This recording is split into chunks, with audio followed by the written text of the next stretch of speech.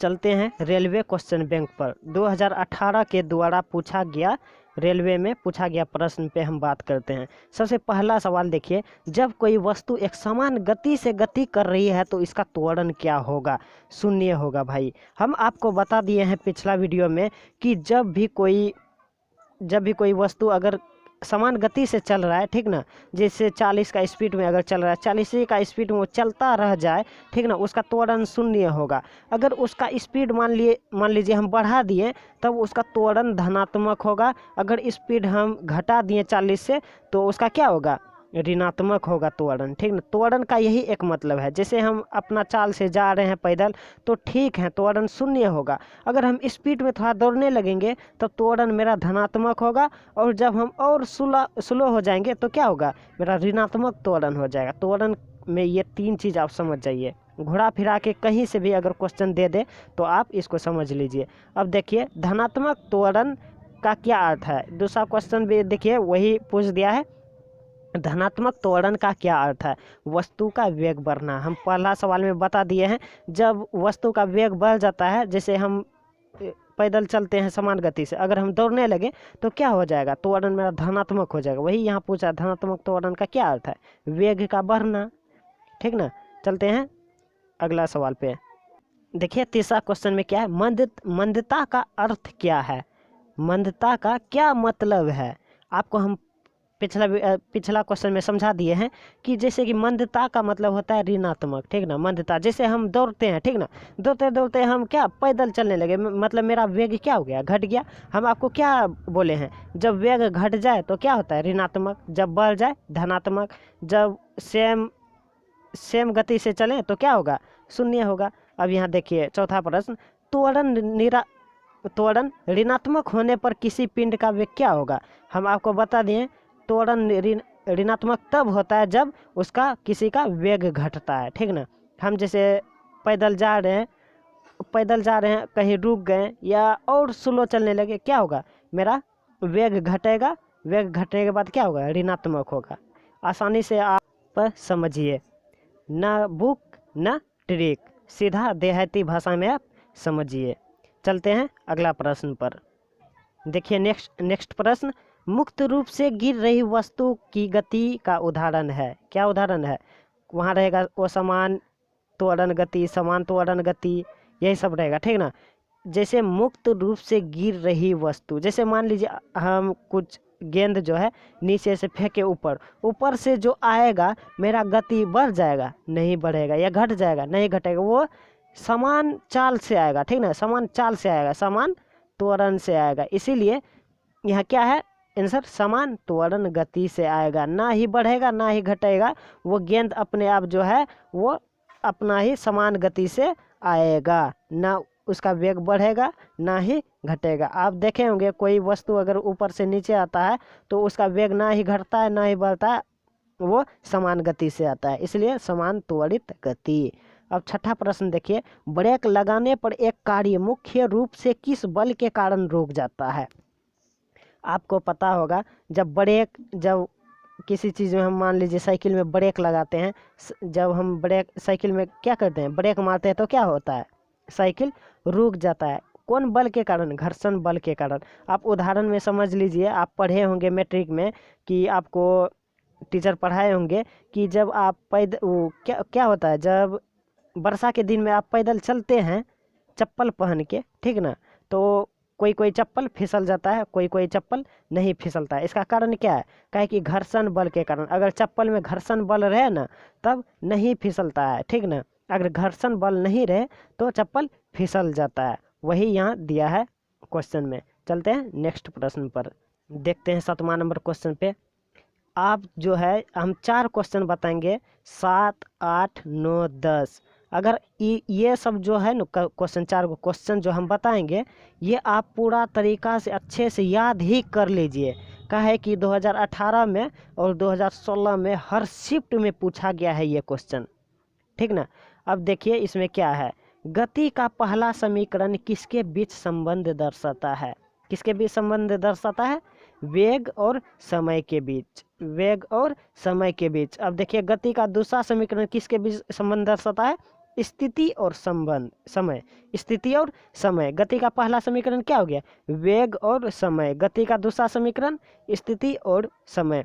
आप पढ़े होंगे गति का पहला समीकरण कि v बराबर u plus A T, u plus A T पहला समीकरण हो गया। दूसरा समीकरण s पर निकलता है, s बराबर U T plus half A T का स्क्वायर। 9 नंबर और 10 नंबर में यही प्रश्न है। चलते हैं 9 और 10 पे। देखिए 9वां प्रश्न, वेग समय ग्राफ का सूत्र है, ठीक ना। वेग समय ग्राफ का सूत्र है v बराबर u plus A T, v बराबर u प्लस ए टी। आप इसको समझ लीजिए क्या, सिंपल फार्मूला हो गया पहला समीकरण, ठीक ना। v बराबर u प्लस ए टी वेग और समय। दूसरा क्या हो गया, स्थिति और समय का ग्राफ का सूत्र है s बराबर U T plus half A T का स्क्वायर, s बराबर U T plus half A T का स्क्वायर। ये समझ लीजिए दूसरा समीकरण। जो हल्का समीकरण है वो पहला समीकरण, जो भारी समीकरण है वो दूसरा समीकरण। चलते हैं अब नेक्स्ट क्वेश्चन पे। देखिए 11 नंबर क्वेश्चन पे, घर्षण बल कार्य करता है, घर्षण बल कार्य करता है बल के दिशा के विपरीत। मान लीजिए हम साइकिल चलाते हैं तो बल लगता है, बल हमको क्या करता है, आगे की ओर ठेलता है। और क्या करता है, घर्षण बल, ब्रेक जो रहता है वही होता है घर्षण बल, ठीक ना। ब्रेक क्या करता है, रोकता है। उसका बल का विपरीत ही ना काम कर रहा है मेरा ये रबर, ब्रेक का रबर घर्षण बल विपरीत है। क्या है कि बल आगे की ओर ले जा रहा है, ठीक ना, बल रोक रहा है साइकिल को, मतलब विपरीत ही हुआ, ठीक ना। अब चलते हैं 12 नंबर क्वेश्चन पे। जब एक कार, यहाँ कार वाला सवाल आया, ठीक ना। आप मान लीजिए जब कार चलाते होंगे क्या करते होंगे, जब आप बायां की ओर घूरते होंगे कार को लेके तो क्या होता है, वो दायां ओर आप झुक जाते हैं। काहे झुकते हैं, अपकेंद्रीय बल के कारण। अब अपकेंद्रीय बल, अभिकेंद्रीय बल आपको पढ़ा दिए हैं। जो केंद्र में सट जाए, ठीक ना, वो होता है अपकेंद्रीय बल। जो केंद्र में नहीं सटे, चारों ओर परिक्रमा करे, वो होता है अभिकेंद्रीय बल। हम आपको बता दिए हैं ट्रिक कि सट अप, जो सट गया वो अप गया, जो सट गया वो अप गया। अप का मतलब है अपकेंद्रीय बल, अभिकेंद्रीय बल जो नहीं सटा। अभिकेंद्रीय बल होता है जैसे सूर्य के चारों ओर ग्रह का घूरना, ठीक ना, वो हो गया अभिकेंद्रीय बल। अपकेंद्रीय बल क्या हो गया, जैसे हम ये कार को मोड़ लेते हैं, ठीक ना, कार को चारों ओर घुराते हैं और दूध से मक्खन निकालते हैं मशीन में, वो क्या हो गया अपकेंद्रीय बल का। वो केंद्र में जब तक सटा नहीं तब तक कैसे वो निकला मक्खन। इसलिए हम अच्छा से इसको, इस वीडियो को जो है अपकेंद्रीय बल अभिकेंद्रीय बल अच्छा से समझा दिए हैं। आप मेरा प्ले लिस्ट में जाके साइंस का क्वेश्चन आप एक बार देख लीजिएगा, उसके बाद आपको पूरा तरीका से समझ में आ जाएगा। चलते हैं नेक्स्ट क्वेश्चन पे। चलिए देखते हैं नेक्स्ट क्वेश्चन। जब एक वस्तु एक समान विद्युतीय गति वेग उत्पन्न करती है तो निम्नलिखित में से कौन सा परिवर्तित होता है। मान लीजिए आप एक क्या करते हैं, मान लीजिए आप एक डिवाइडर लीजिए, ठीक ना, डिवाइडर लीजिए, या तो आप बाइक को घुराइए, एक खुट्टा बीच में रख दीजिए, आप खुट्टा के चारों ओर घुराइए बाइक को, ठीक ना। क्या करता है यहाँ विद्युतीय वेग, मतलब घूर रहा है, एक खुट्टा के चारों ओर घूर रहा है बाइक, ठीक ना। आप जो घूर रहे हैं उसमें क्या परिवर्तन होता है, आपका गति वही है, आप जिस गति में चलाते हैं वही गति में आप चला रहे हैं, ठीक ना। यहाँ क्या बदलता है, दिशा बदलता है। जैसे आप मान लीजिए अभी पूरब की ओर जा रहे हैं तो घूर के फिर पश्चिम की ओर जाएंगे, फिर दक्षिण उत्तर, इसी प्रकार घूमते जाएंगे, मतलब दिशा बदलता है। इसमें पूछा क्या परिवर्तित होता है, दिशा परिवर्तित होता है। अब देखिए लट्टू को घुमाना किसका उदाहरण है, लट्टू को जब हम घुमाते हैं वो किसका उदाहरण है, ठीक ना। यहाँ अभिकेंद्रीय बल नहीं होगा, अपकेंद्रीय बल नहीं होगा, ठीक ना, यहाँ होगा केंद्राभिमुख बल, केंद्राभिमुख बल। का है कि ये केंद्र, जैसे हम लट्टू को घुराते हैं, लट्टू नीचे गिरता है, वो एक ही जगह घूरते रहता है, मतलब जहाँ पर है वो केंद्र पर स्थित वही केंद्र पर घूरते रहता है, उसी को कहते हैं केंद्राभिमुख बल, ठीक ना। चलते हैं नेक्स्ट क्वेश्चन पे। देखते हैं नेक्स्ट क्वेश्चन। झूले में बैठे लड़के की गति कहलाती है, क्या कहलाती है, आवृत्ति। या कभी विद्युतीय गति होगा, झूले में बैठा लड़का अगर झूल रहा है, गति कर रहा है, वो विद्युतीय गति होगा, नहीं होगा। विद्युतीय गति होगा, कैसे होगा, वो घूर नहीं रहा है, वो आगे पीछे कर रहा है, ठीक ना, वो आवृत्ति होगा। या तो वो अभिकेंद्र बल होगा, नहीं होगा, अपकेंद्र बल होगा, नहीं होगा, कुछ भी नहीं होगा। क्या होगा, वो आवृत्ति होगा, ठीक ना, आवृत्ति। अब देखिए पृथ्वी वायुमंडल को किस प्रकार पकड़े रहती है गुरुत्वाकर्षण बल से। हम आपको जो है ये क्वेश्चन बार बार रिपीट हो रहा है, हम आपको समझाने के लिए प्रयास करते हैं कि दुनिया में जितना भी वस्तु है सब गुरुत्वाकर्षण बल के कारण पृथ्वी पर खींचा हुआ है, ठीक ना।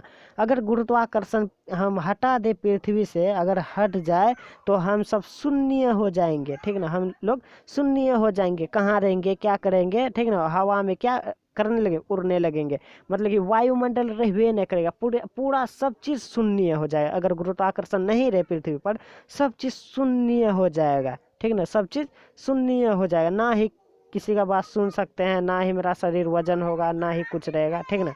इसीलिए पृथ्वी जब गुरुत्वाकर्षण नहीं रहता है, नहीं रहेगा, तो पृथ्वी का वायुमंडल भी खत्म हो जाएगा। वायुमंडल को किस प्रकार पकड़ी रहती है, गुरुत्वाकर्षण बल से, ठीक ना। अगर हम सबको भी अगर पूछ देगा मनुष्य किस प्रकार पृथ्वी से खींचा हुआ है, किस प्रकार पृथ्वी से खींचा हुआ है, मान लीजिए वही होगा गुरुत्वाकर्षण बल के कारण हम खींचे हुए हैं। अगर गुरुत्वाकर्षण बल नहीं रहे तो हम सब खींचे हुए नहीं रहेंगे, हम लोग शून्य हो जाएंगे। जिस तरह अंतरिक्ष में गुरुत्वाकर्षण बल नहीं है, वहाँ पर जो कोई वस्तु जाता है घूरते रहता है, काहे कि वहाँ शून्य है, ठीक ना, ना वायुमंडल है अंतरिक्ष में, ना ही गुरुत्वाकर्षण बल है, वहाँ जो भी चीज़ जाता है वहाँ घूरते रह जाता है।